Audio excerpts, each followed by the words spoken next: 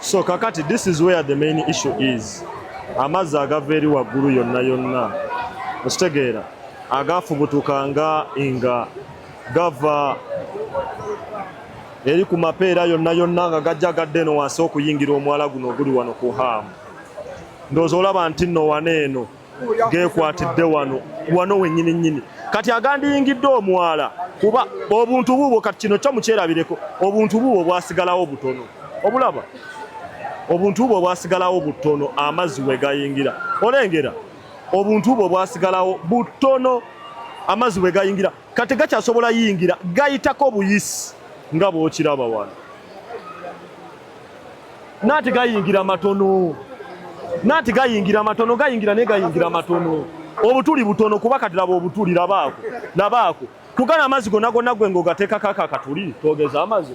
Gayina obviously yitako buyisi. Pressure gye gaba nago nnene. Olaba wano ndo. Tegasobola. Obviously gayina yitako buyisi. Ate kati wano ne pressure ntono si nnene. Ne pressure singa esingako wano enkuba ekendedde. Singa esingako wano eno. Wali waggulu gasudde piki y'omusajja. Okiraba? Amazzi gayitako buyisi. Gaba tegakyasobola yingira. Agayingira gaba matono, reason being pressure ebeera nnyingi.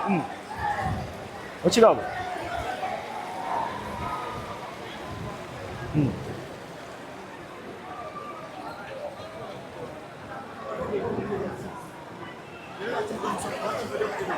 Gano amazzi gano kati gano nga mangi gayitawo gati awo.